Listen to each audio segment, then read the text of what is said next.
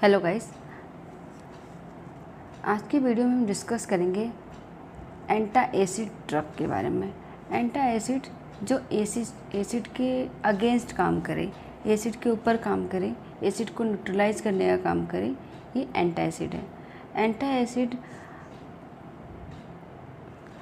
Acid are medication that neutralise stomach acid to relieve के।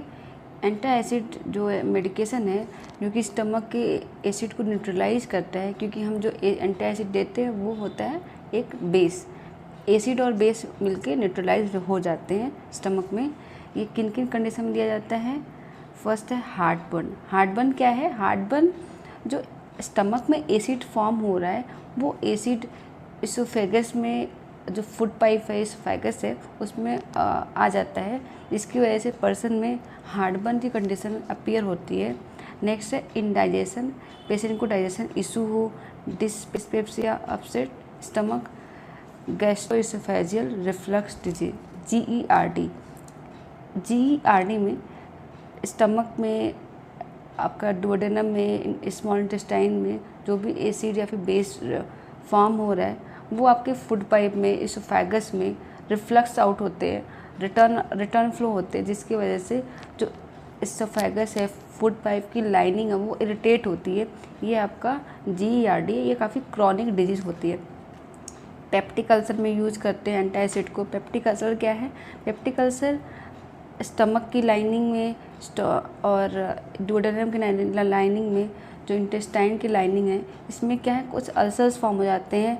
Ulcers form इसलिए होते हैं क्योंकि जो स्टमक में जो एसिड फॉर्म हो रहा है, एसिड की वजह से जो स्टमक की जो लाइनिंग है उसमें सोर्स बन जाते हैं, अल्सर्स फॉर्म हो जाते हैं। इस वजह से पेप्टिक अल्सर फॉर्म होता है। फिर पेप्टिक अल्सर के जो अल्सर से बहुत पेनफुल हो जाते हैं, ऐसे कंडीशन में एंटा एसिड को यूज़ करते हैं, जिसकी वजह से जो आपका एसिड फॉर्म हो रहा है वो एसिड न्यूट्रलाइज हो जाके होके पेशेंट में जो सिम्टम्स है वो रिलीव हो सके। नेक्स्ट है acid reflux. Acid reflux disease क्या है आपका? GERD है, हार्टबर्न है, ये सारे हैं। नेक्स्ट हम डिस्कस करेंगे टाइप्स ऑफ एंटा एसिड। कितने तरह के जो एंटा एसिड्स होते हैं, कौन कौन से एंटा एसिड यूज़ करते हैं। मेनली जो एंटा एसिड होते हैं वो आपके टैबलेट फॉर्म में, सस्पेंशन के फॉर्म में आते हैं, पाउडर्स के फॉर्म में भी आते हैं, ठीक है। तो जो बेस्ड कैल्शियम कार्बोनेट। नेक्स्ट है मैग्नीशियम बेस्ड जो होता है, मैग्नीशियम हाइड्रोक्साइड, ठीक। इसको मिल्क ऑफ मैग्नीशिया बोलते हैं। आपने किसी सस्पेंशन में देखा होगा मिल्क ऑफ मैग्नीशिया लिखा होता है, मैग्नीशियम हाइड्रोक्साइड इसका। एल्युमिनियम बेस्ड जो आता है, एल्युमिनियम हाइड्रोक्साइड के नाम से आता है। अब कैल्शियम और मैग्नीशियम के कॉम्बिनेशन की तरह देखिए तो कैल्शियम मैग्नीशियम कॉम्बिनेशन के साथ हाइड्रोक्साइड या फिर कार्बोनेट के साथ एल्युमिनियम मैग्नीशियम का कॉम्बिनेशन में भी अवेलेबल होता है। नेक्स्ट है सोडियम बाइकार्बोनेट। सोडियम बाइकार्बोनेट के कॉम्बिनेशन में भी आपका एंटा एसिड मिलता है। ये सारे हो गए आपके टाइप्स ऑफ एंटा एसिड, किस तरह के एंटा एसिड होते हैं ये सारे। नेक्स्ट डिस्कस करेंगे ये एक्शन कैसे करते हैं, कैसे आपके बॉडी में जाके ये न्यूट्रलाइज करते हैं बॉडी के एसिड को। एंटा एसिड न्यूट्रलाइज स्टमक एसिड। जो स्टमक में आपका HCl फॉर्म हो रहा है, HCl फॉर्म हो रहा है, इसको न्यूट्रलाइज करते हैं। जितने भी आपके ये सारे रह चुके हैं, जितने भी आपके ऊपर ये सारे आपके एंटा एसिड है, ये सारे बेस फॉर्म हैं। और स्टमक में जो एसिड है, ये सारे एसिड है वो इस एसिड के फॉर्म में, एसिड और बेस प्लस करके मिलके आपका न्यूट्रलाइज फॉर्म हो जाता है कुछ। नेक्स्ट है रेज स्टमक pH। जो स्टमक की जो pH है उसको बढ़ा देते हैं। नॉर्मली जो स्टमक की pH होती है एसिडिक कंडीशन की होती है, 2 to 3 के बीच में रहती है, क्योंकि वहाँ पे एसिड फॉर्मेशन होता है। जब ये आपको एंटा एसिड दिया जाता है तो उस समय क्या है कि एसिड को न्यूट्रलाइज कर दिया जाता है, तो उस समय आपका जो स्टमक का जो pH है वो इंक्रीज हो जाता है, रेज हो जाता है। Okay. Reduce acid production. Next है एसिड के प्रोडक्शन को कम कर देता है। एसिड के प्रोडक्शन को कम करेगा क्योंकि एसिड का जो प्रोडक्शन हो भी रहा है, आपने उसको न्यूट्रलाइज कर रहे हैं तो उसका प्रोडक्शन कम हो जाता है। ओके। अदर नेक्स्ट है कुछ ब्रांड के आते हैं आपको एंटासिड आते हैं। फर्स्ट है ये टोम्स कैल्शियम कार्बोनेट के नाम से आता है, और कैल्शियम कार्बोनेट का नेक्स्ट है रोनाल्ड्स। एल्युमिनियम मैग्नीशियम के कॉम्बिनेशन में जो आता है मेलेंट्रा। एल्युमिनियम हाइड्रोक्साइड के नाम से आएगा जो एम्फोजेट। ये सारे आपके कुछ ब्रांड्स के नेम हैं, जिसके ब्रांड के नेम पे आप मार्केट में आपको ये सारे मिलते हैं एंटासिड्स। कुछ साइड इफ़ेक्ट्स होते हैं जो एंटासिड के लेने से आपको साइड इफ़ेक्ट शो कर सकता है, या फिर लॉन्ग टर्म या फिर क्रॉनिक बेसिस पे आप एंटासिड लेते हैं तो। कॉन्स्टिपेशन, जो एल्युमिनियम और कैल्शियम बेस्ड आप एंटासिड ले रहे हैं तो उसमें क्या है, लॉन्ग टर्म लेने पे आप पेशेंट को कॉन्स्टिपेशन की प्रॉब्लम हो सकती है।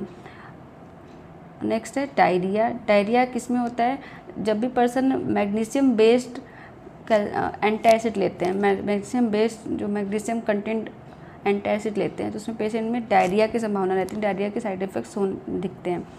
नेक्स्ट है nausea, abdominal cramps, interfere with nutrient absorption को अफेक्ट करे, क्योंकि वहाँ के एसिड की कंपोजिशन, एसिड जो फॉर्मेशन है उसको क्या है न्यूट्रलाइज कर दिया जा रहा है। एसिड फॉर्म हो रहा है लेकिन वो न्यूट्रलाइज हो जा रहा है, तो क्या है कुछ ऐसे न्यूट्रिएंट है, कुछ ऐसे पोर्शंस है जो कि एसिड के मीडियम में ही एब्जॉर्ब होते हैं, तो ऐसे कंडीशन में क्या है interfere with nutrient absorption. Okay.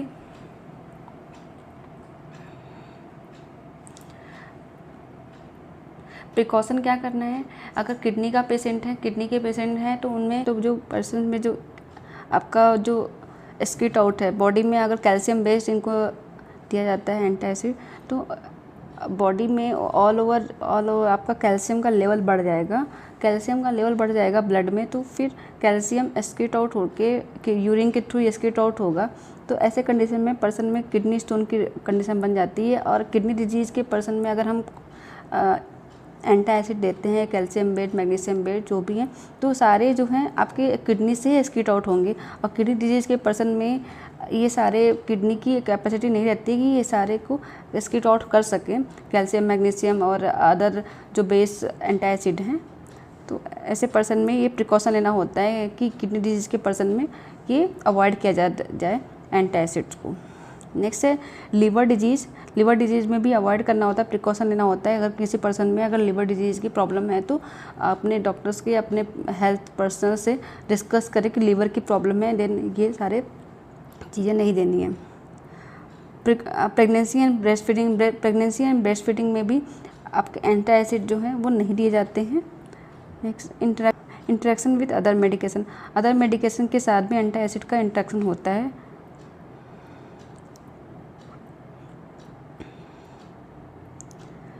Interactions, antibiotics interaction में एंटासिड जो है कुछ एंटीबायोटिक से इंटरेक्ट करता है, सच एज टेट्रासाइक्लिन के साथ एंटासिड को नहीं दिया जाता है। कुछ ब्लड थिनर्स हैं, वारफरिन है, उसके साइड पे एंटासिड को अवॉइड किया जाता है। आयरन सप्लीमेंट्स अगर ले रहा है पर्सन तो उस समय भी एंटासिड नहीं दिए जाते क्योंकि एब्जॉर्प्शन को अफेक्ट करता है। थायराइड मेडिकेशन के साथ भी एंटासिड को नहीं दिया जाता है कि। नेक्स्ट है कॉन्ट्राइंडिकेशन, सीवियर किडनी डिजीज़ के पेशेंट है उनमें कॉन्ट्राइंडिकेटेड होता है। जैसे मैंने बताया किडनी डिजीज़ का पर्सन है तो उसमें क्या है कि जो भी आप एंटासिड दे रहे हैं वो तो फाइनली बॉडी से स्किट आउट होना है, तो सीवियर किडनी डिजीज़ का पर्सन है तो उसमें स्किट आउट नहीं हो पाएगा, तो ऐसे पर्सन में एंटासिड नहीं दिया जाता उस पर्सन में। हाइपरकैल्सीमिया, बॉडी में अगर कैल्शियम बेस्ड अगर आप एंटासिड दे रहे हैं तो बॉडी में ओवरऑल कैल्शियम का लेवल बढ़ जाता है, जिससे ब्लड में कैल्शियम का लेवल बढ़ जाएगा, तो इसको हाइपरकैल्सीमिया बोलते हैं, elevated calcium level. Okay. Next है हाइपोफॉस्फेटेमिया, फॉस्फेट का लेवल कम हो जाता है बॉडी में, ब्लड में ओवरऑल, क्योंकि कैल्शियम का लेवल अगर बढ़ता है तो कैल्शियम अगर इंक्रीज होगा तो फॉस्फेट कम होगा। ये अगर कैल्शियम बॉडी में बढ़ता है तो कैल्शियम बॉडी में बढ़ेगा तो फॉस्फेट अपने आप कम हो जाता है बॉडी में। ठीक है, याद रख, कैल्शियम इंक्रीज हो रहा है तो फॉस्फेट कम होगा, कैल्शियम इंक्रीज हो रहा है तो फॉस्फेट कम होगा, फॉस्फेट इंक्रीज हो रहा है तो कैल्शियम कम होगा। ओके। कुछ प्रिकॉशन है जो कि पर्सन में लेनी चाहिए जब आप वो कैल्शियम जो एंटासिड ले रहे हैं उस टाइम पे। Antacid should be taken with और immediate after meal, with meal के साथ और इमीडिएट आफ्टर मील ले सकते हैं। If you have to take antacid at night, do not to take with food. अगर आप नाइट में एंटासिड ले रहे हैं तो आप खाने के साथ लेने की ज़रूरत नहीं है, जस्ट आप आफ्टर मील ले सकते हैं। After taking antacid do not take any other medication for 2 to 4 hour. कुछ मेडिकेशन के साथ एंटासिड का इंटरेक्शन रहता है। अगर आप एंटासिड ले रहे हैं तो एंटासिड के लेने के 2 से 4 घंटे तक अदर मेडिकेशन को नहीं लेना है, क्योंकि अदर मेडिकेशन आप लेते हैं उस समय तो उसके एब्जॉर्प्शन को इफेक्ट पड़ेगा, प्रॉपरली वो एब्जॉर्ब नहीं हो पाएगा। ओके, अगर आप सिरप फॉर्म में एंटासिड लेते हैं तो जब भी आप सिरप फॉर्म में एंटासिड ले रहे हैं तो उसको जब आप लेने से पहले अच्छे से सेक करके मिक्स करके देन आफ्टर आप लेना होता है। मेजरिंग के टाइम पे मेजर अगर कर रहे हो तो जो आप प्रॉपर जो कैप दी है उसके साथ मेजर करना होता है।